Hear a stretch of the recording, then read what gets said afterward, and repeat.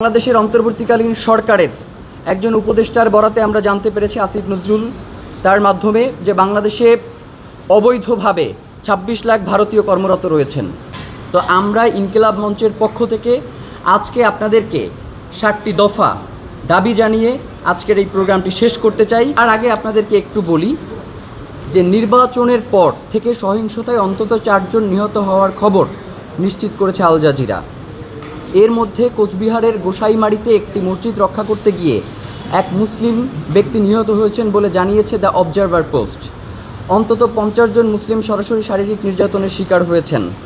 কোচবিহারে অন্তত ৩টি মসজিদ এবং দার্জিলিংয়ের জোরপোখরির একটি মসজিদে হামলার ঘটনা ঘটেছে। নন্দিনা ও আবুতরা গ্রামে অন্তত ১৫টি মুসলিম পরিবারে বাড়িঘর হামচুর এবং ভাঙার ঘটনা ঘটেছে।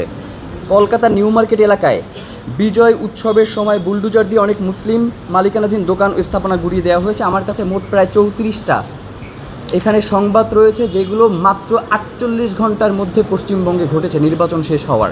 আমরা আজকে ইনকিলাব মঞ্চের পক্ষ থেকে ৭ দফা দাবি ঘোষণা করছি। ভারতীয় হাইকমিশনারকে তলব ও কঠোর কৈফিয়ত। অবিলম্বে ঢাকায় নিযুক্ত ভারতীয় হাইকমিশনারকে পররাষ্ট্র মন্ত্রণালয়ে তলব করতে হবে। ভারতে রাষ্ট্রীয় মদদে মুসলিম নিধন, মসজিদ ভাঙচুর এবং শুভেন্দু অধিকারীর মতো উগ্র ব্যক্তিদের উস্কানিমূলক ও সাম্প্রদায়িক বক্তব্যের কড়া প্রতিবাদ জানাতে হবে এবং এর আনুষ্ঠানিক কৈফিয়ত আদায় করতে হবে। ভারতকে দক্ষিণ এশিয়ার স্থিতিশীলতার জন্য হুমকি হিসেবে চিহ্নিত করে জাতিসংঘ এবং ওআইসিতে জরুরি আলোচনার প্রস্তাব পাঠাতে হবে।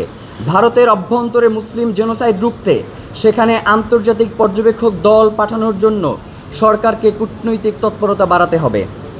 দফা ৩, সীমান্তে প্রতিটি হত্যাকাণ্ডের বিপরীতে আন্তর্জাতিক মানবাধিকার আদালত এবং জাতিসংঘে ভারতের বিরুদ্ধে মামলা করতে হবে।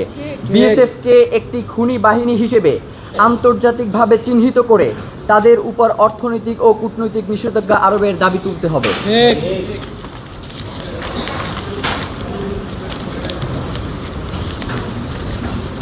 আগামী ৭ই জুন শুরু হতে যাওয়া জাতীয় সংসদের বাজেট অধিবেশনে ভারতের উগ্র হিন্দুত্ববাদী সহিংসতা ও সীমান্ত হত্যার প্রতিবাদে সর্বসম্মত নিন্দা প্রস্তাব গ্রহণ করতে হবে।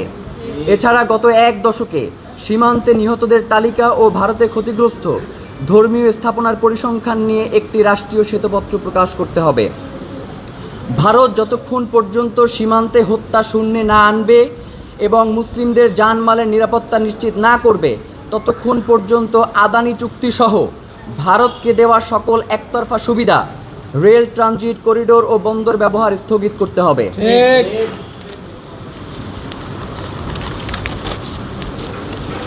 আমরা বাংলাদেশের অন্তর্বর্তীকালীন সরকারের একজন উপদেষ্টার বরাতে আমরা জানতে পেরেছি আসিফ নজরুল তার মাধ্যমে যে বাংলাদেশে অবৈধভাবে ২৬ লাখ ভারতীয় কর্মরত রয়েছেন।